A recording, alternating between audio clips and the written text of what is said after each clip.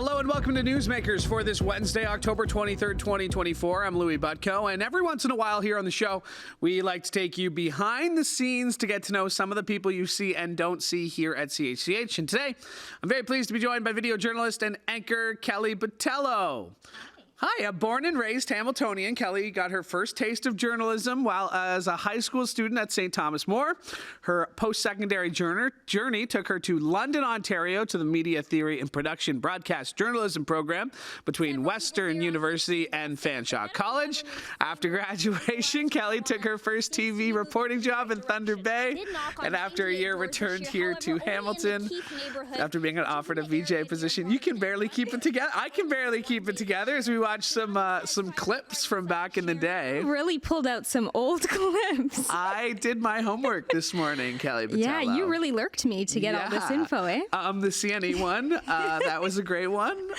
Didn't they tell you never eat anything on television? No, I know, right? And I did another story too where I ate a hamburger and we actually did get viewers like sending in complaints like, that's so gross. Well, that's the thing about viewers. They're very passionate. They love to hear to share their opinions. We'll get into all of that, but I did learn something today in my research. We were almost classmates. Really? Yeah, because I went in for that broadcast journalism Fanshawe Western program too. Oh, yeah. Did you end up? I ended up at Brock University for business admin. But yeah, I was like, because we're the same age. Yeah. Born in the same year, so we would have been going into that program. Born in the same year? I believe. Does it end with a 2? No, 93. Oh, okay. So you would have been a year. Okay, now you get over it. Now I feel You're older than me. Yeah, I know. So Let's much older. Let's make that clear. So much older than you. But so we would have been within a year. But yeah, that's cool. You don't go to that program unless you want to be a journalist. Yes. You wanted to do this. When did you realize that this was what you wanted to do? I think around like grade 9. And there wasn't like, I can't remember like a defining moment where I was like, I want to be a TV news reporter, but it kind of just, I don't know, I kind of just decided that's what I wanted to do. I don't know how, but I was always okay with presentations and like public speaking. And I noticed that other people, obviously most people don't enjoy speaking publicly and presenting in front of the class. So I just kind of thought like what I could do with that skill. Yeah.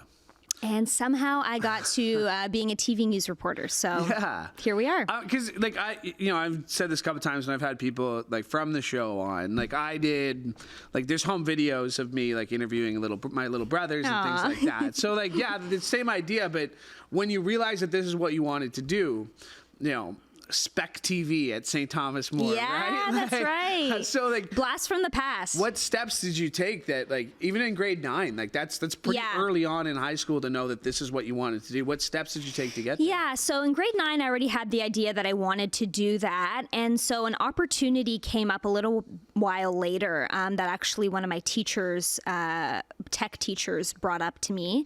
It was this online show at the Hamilton Spectator, but it was a sports show, and they were looking for 2 high school students to be sports anchors. And if you know anything about me, you know that I don't know anything about sports, but I thought that it would be an amazing experience and like I would kind of get the feel of, being on TV. Yeah. And so I did it, and they picked me and a couple of other people. So we would do it once a week, and we would basically be the anchors of this high school sports show. And we would also have to like gather information throughout the week on the sports that were going on in the high school, in our high schools. So that was interesting because I legitimately don't know anything about sports.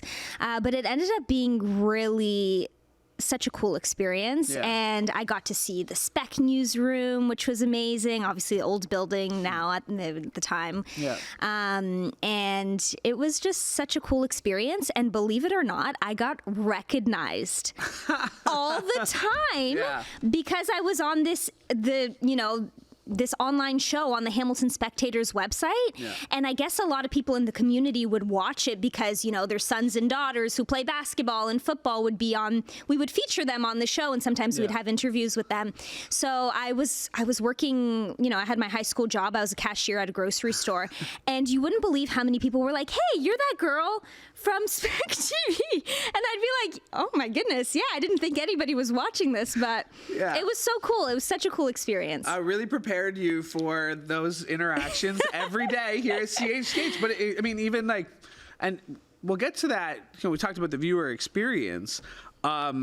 There is a certain part of you that even to this day, like when somebody comes up to you and is friendly and is, they approach you and like, hi, like, I don't want to, are you, like, we watch you all the time. Yeah. There is that genuine connection that we do get something out of that. Yeah, totally. As being like, oh, wow, like you see me as a part of your life that you feel like, you can come up. It's nice to know that people are, But we know, of course, that people are on the other side watching, but sometimes there's a little bit of that disconnect, and it's nice to, every once in a blue moon, by the way, we don't get recognized. We are not famous. Let's put that out there.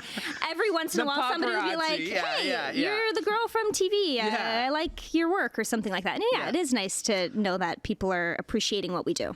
So throughout high school, you got this Spec TV gig. And like I said, that program specifically, you're either going to the Ryerson program, which required this, which you probably would have had. I applied. And you didn't get in. I got on the wait list. Okay. Yeah. Because someone, I believe Nicole Martin also applied and didn't get in. Because that needed you only know if you applied for this program, this MTU program. You needed this giant portfolio. Yeah. And like my thing was like, I did the announcements at school. Yeah. Like, give me this, put me there. So it was either Ryerson's program or MTU's program, excuse me, whatever it's called now. I don't even know if that's right. And that Fanshawe Western one. Yeah. So when you got there, like knowing that this is what you wanted to do, like how hard did you hit the books type thing? Like what extra credit opportunities did you jump at all that? Or so when I went to my first year was at Western, like you said, it was a program that was kind of back and forth between Western and Fanshawe. So the first year was at Western, and it was so heavy on essays and reading. And I remember being like, if you are in university, you should read all the books. But you get better at like skimming through things because you can't read everything you need to read in university. But in first year, I was like, oh my God, I have to read this novel by Friday. And I was so like fixated on reading everything and making notes. So I was like pretty stressed, I would say, the first semester of university. But anyways, you get better at kind of knowing what you actually need to know and what you actually need to do. But it was really heavy on reading and writing essays. I remember a lot of my exams were just essays. So yeah, first year was fun, but a lot of work for sure. Yeah, and then you get the more technical side at the Fanshawe broadcast program there. Because I always found too that, I went to, like I said, Brock business didn't work out, and then I guess I'll try this broadcasting thing that people say I should do. And I was not an older student, but I was older than some of my classmates, and I felt like, okay, because this is what I wanted to do, like I took every opportunity that was presented to me, especially at the college level where it's very practical, it's very hands-on. What do you remember about that time at Fanshawe that helped you maybe get a step or helped you become the career you have now? So the students in the broadcast program at Fanshawe ran the radio station that was like a real radio station. And we did news. Obviously there was music, but it was like a news programming radio station. And I remember that we would have shifts where we would have to be, the anchor or the reporter on the radio. And some of the shifts would be really early morning. And you're talking like a bunch of 18-year-old, 19-year-old college students. So I honestly think that prepared me a lot for this industry where you have to sometimes work unpredictable hours. But it was really good. You got that sense of going out in the community, talking to people, knocking on doors. All of these things are kind of, make you feel uncomfortable, especially if you've never done it before, knocking on a random stranger's door, or stopping people in the mall to try to talk to them. You know how much we get rejected. Like, it's constant. Like, no, people don't want to look at you. So it's hard, especially when you are not used to that, not used to like having to do these things. So it was such a good experience because it really got you out in the community, out doing these things that we do today, you know, in our jobs. So it was fantastic experience. So it was the practical experience at Fanshawe, really got a sense of what broadcasting was about and journalism. And then at Western, it was kind of more of the theory, media theory, and kind of the deep dive into journalism and communications. Like I said, was so close to going into that program. If only you were a little bit younger. If only I was a little bit younger. Yeah, exactly. Okay, so you graduate. You get this call. You just want to get into this industry, and especially at college. You know, you hear it from a lot of your professors where they say, "Hey, listen, if you want to make it in this business, you might have to go work at X, Ontario, or Lloydminster, Saskatchewan, all these other places." So you'd heard that before. And I never really thought it would be me. Like, I always heard that from our professors, like, you have to go out into small markets if you want to get your foot in the door on TV. And, like, I kind of knew that maybe I'd be open to that, but I don't really know what my plan was. Like, I always wanted to work at CH, and I'm born and raised in Hamilton. So I was kind of hoping that I would just get a job at CH, maybe not on TV, but maybe as a writer or something, and then work my way up. And actually, right before I graduated, I got a call from our news director at the time, and he wanted to meet me. And I had sent him my demo, and I was like so excited. And anyways, I came in, I had a meeting with him, and he's like, "Listen, you got a lot of potential, but you need experience. Like, you're really green." And so I was like, oh, so you're not going to hire me? But after that was when I kind of realized, okay, maybe I have a shot at working at CH, but I need to get some more hands-on experience. So that's when I started applying to TV jobs in like really small communities across Canada. And actually somebody in the industry sent me this job in Thunder Bay, and it was like a TV news reporter in Thunder Bay. And I applied to it and then completely forgot about it. Yeah. Because I had applied to a lot of different jobs, and it just like I was working full time then. Like, I had already graduated. I had like a full time job, and not in the industry, just you know. And so I forgot about this job, and then one day I got a call from a news director, and he's like, "Oh, hi, this is so and so from Thunder Bay Television," and I was like, hi, like, and he's like, "Can you send us a little bit more of your demo or whatever?" Like, I had made it to like one of the last couple people that they were considering. So I did. And then this was months after I had applied, by the way. Like, I had completely forgotten about this job. And then, sure enough, we had like an interview on the phone, and I didn't even really realize how far away Thunder Bay was. I kind of was thinking like North Bay, like maybe 5-hour drive. And then he was like, "Yeah, you got the job if you want it. Like, this is how much you're going to get paid," which was, less than what minimum wage is now. But he's like, "And it's like Thunder Bay, like you better bring like a nice winter jacket and some heavy duty boots." But I was all in. I just felt like, why not? Like, I was sight unseen too, right? Yeah. I knew nobody in Thunder Bay. Yeah, and I think that's like, when we're talking about this, like, we have a lot of shared experience, obviously, with, college experiences and these same conversations, like knowing that you wanted to do this. Sometimes you're just going to have to trust your gut. And take a leap. Sight unseen. Because I took a job in Kelowna. Had never been out to Kelowna, BC. That's a nice job to take, though. So you go through these experiences, and you're really packing up your life, and that's what you had to do. Yeah. When did you say yes? And how quickly did you get up there? And what was that experience like? They gave me 2 weeks. Okay. And I had to, in that 2 weeks, I tried to find an apartment in Thunder Bay, just like online and stuff. And I packed everything up. I quit my job. I was working at a car dealership in Hamilton at the time. And I just kind of felt like it was one of those like pivotal moments in my life where it was like, I was getting really comfortable in the job that I was working, but it wasn't in the industry that I wanted to work in. And so it was kind of like, listen, this is now or never. Like I'm taking this leap and like working towards my dream, which is to be a TV news reporter, or I'm just going to be comfortable and have a nice job here in Hamilton that has nothing to do with TV news. So I was like, you know what, I'm going. My mom was like, what? They were happy for me, but of course, like it's so far away, and I was an adult. I was 22, but still, like I was like kind of young and naive, and so I packed up. In 2 weeks, I was there, and I remember like getting to Thunder Bay in November.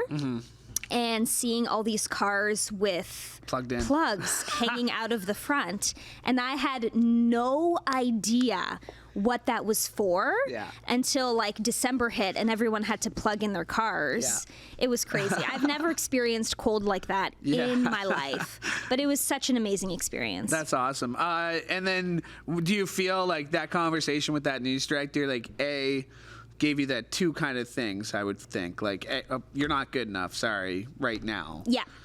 And that can be super discouraging, especially when you've been working since high school at this goal. And like, you're in college, you're still, you feel like, okay, yes, you haven't graduated, but you're confident in your abilities. And then to be told no, and then that kind of pushes this comfortability thing. Totally. Obviously not a decision that you regret at all, but how hard was that decision for you? It was one of those things where I knew I didn't have experience to work here at CH. And so, but like having that meeting with the news director really made me excited and hopeful. But at the end of the day, he was right. And it was the push that I needed to get off my butt and start applying to realistic places where I could get that experience and where, more importantly, I could make those mistakes and I could, just hit the ground running and be on TV immediately and not have to work my way up. So I was only in Thunder Bay for a year and a year. How'd you get back? A part-time VJ position for the weekend news opened up here at CH.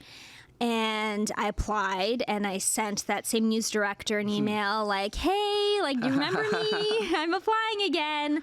And so they requested an interview with the VP of News and the news director at that time. And it went so well. And they're like, come back part-time. And that was another risk. Like I was working full-time in Thunder Bay. And then I only secured a part-time job here at CH. But I knew for sure I was going to take it. Like there was no chance I was missing out on an opportunity like that. So I took it, and I had no risk at the time in my life. Like I was coming back to live with my parents. It's not like I had a mortgage or rent to pay in Hamilton. I could take that risk and say, okay, I might only be working 30 hours a week. Mind you, I worked way more than that, even part-time. But part-time was the best. Yeah. Part-time, don't get me wrong. It doesn't what I mean, but the overtime on part-time, especially when you're first getting it. Yeah, I'll do that. And that was me. Absolutely. Yeah, I did every shift, like morning show, evening news, like anything and everything I could do, I did. And we're going to get to that because you have done everything on air basically here that there is to do except for weather, sport. Like there's things, because like I've never anchored the 6, right? But like I've hosted Trending Now, I've hosted Morning Live, I've done all these other things. Is there anything here that you haven't done except this podcast job? I mean, I guess you haven't. Yeah, you haven't done that. You got to host a podcast. Maybe next week you can fill in for me or something, just so you can check it off. You can check off the box. No podcast, but everything else like on air, I think I've done. I've been a reporter for every show that we have. I've been an anchor for every show that we have. So that's kind of it. Why do you still love it? Why do you still love this job? It's different every day. And some days we have stories that don't personally interest us or are more boring than we would like them to be, but are still important, of course, to cover. But then we get kind of access to everything going on in the city, and we kind of have like this we're kind of like first to know about everything that's going on, and it's just different. I come to work every day, I have no idea what I'm going to do, and it could be a crazy hectic day, which a lot of times those days are the best days, right? Because it's a lot of things going on. But yeah, just the freshness of it every day, never knowing what's going to happen. A born and raised Hamiltonian, you went to Western, so I'm sure people had some chirps about Hamilton and McMaster that you heard. All the time. But you are a very proud Hamiltonian. Yeah, I love living here. What is it about this city, especially like now that you're, as somebody who grew up here, had an opinion of it, somebody who's grown up here and now lives as an adult, what is it about Hamilton that you still love to this day? Well, my whole family's here, and my husband's family is here. So Hamilton just has always been home for me. Like, it doesn't matter if I went to London, Thunder Bay, like, it doesn't matter. Hamilton's always been home. There's this comfort of being here. I love the vibrancy of the city, the amazing restaurants, the beautiful trails, the, gorgeous nature that we have here, our beautiful waterfalls, and it just feels like home. And I know that some people are like, oh, I could never live in the city that I grew up in, or I got to get out of this place. I've never felt like that. Yeah. And like you said, getting that access, getting to be first, getting the people who get to tell that story, that's something that's always drawn you, even as a high school kid, to this place here. Yeah, totally. I knew that if I wanted to be a TV news reporter and I wanted to live in Hamilton, that CH was going to be the place. Yeah. And also I grew up watching CH too, right? So there's that familiarity and that comfort of recognizing the people in your community and the faces on TV. So yeah, I knew it had to be CH. And when I was in Thunder Bay, I was just like, oh, I love Thunder Bay, and it was such an amazing experience, but I always knew that it was temporary and I needed to somehow get back to Hamilton.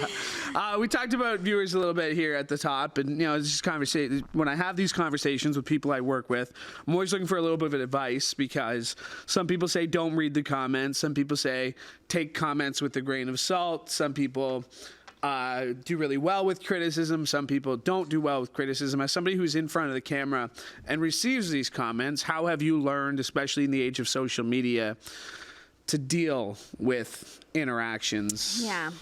I would say most people are either really nice or have legitimate criticisms that are good for us to hear sometimes, but there are always going to be trolls. And I'd be lying to say that the trolls don't annoy me. Like, they really do. And so based on what you said, I would say don't read the comments. Don't read the comments. Yeah, like sometimes, and you know what? It might not even be a personal attack on you. It might be something to do with your story or the station itself. But there's always going to be trolls, and they're not worth anybody's time. If you have something constructive to say about somebody's story or how it was presented or journalism itself, absolutely. Drop a comment. I'd love to see it. I'd love to read it. But if you're just going to be a troll and comment on something silly or say something outlandish, I'm not going to give it the time of day. Favorite thing you've done here at CHCH? Surprisingly, and if you had asked me this when I started, I would have told you that you're crazy, but I love sitting in on trials and doing court stories. You love it. Yeah, I really do. It. But you know what? When I first started, it was so hard because the lingo in court is something you so have to get used to, because it goes right over your head if you're not familiar with it. And the publication bans on what you can report and what you can't report. It's all really serious stuff, and you have to be held accountable to all of these things. So it's really important. But definitely a lot of the trials I've done, and even though they're like horrific and sad, all the murder trials like really stick with you, because you're there sitting in the courtroom sometimes for weeks at a time, and you hear details that have never been shared before. So like when police send out media releases when, homicide first happens, it's very vague and you don't really get a sense of what happened. But when you're sitting in the courtroom, you kind of that picture gets filled in of what may have happened, and you hear different sides of the story. So as much as it's extremely sad, sometimes horrific to see what happens in a courtroom, sometimes the photos are really graphic and terrible. Those are the stories that always stick with you because you get so invested in them because you're there following it for so long. You need to see what happens. Yeah, no, I've told you this, and I told you this once, like, you've come back from mat leave the last few weeks. I'm always like super impressed watching you work because you're such a pro.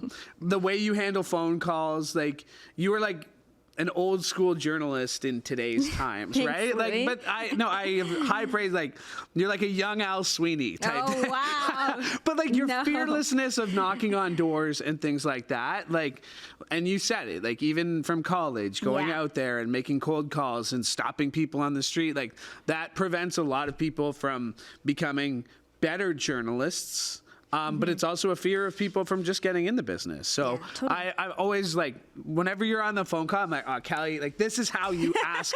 This is how you ask for an interview. This is how you schedule an interview. Oh, thanks, Louis. So I got high praise for you, and I'm glad. I was saying we've done this before on this set, a little bit different in our trending nowadays. But thank you for doing this. I really appreciate it. Thanks, Louis. My pleasure. Awesome. All right, that is Kelly Botelho. My thanks to her for joining me today, and my thanks to you as well because could not do the show without your support. Hey, while you're here, make sure you like and subscribe to CHCH Podcasts so you never miss an episode of this show or any of the other great shows we have for you, including Sportsline with Bubba O'Neill. I want to thank Laura Brody for directing today's episode, and one more time, thank you for listening from all of us here at CHCH. I'm Louis Butko. Have a great day.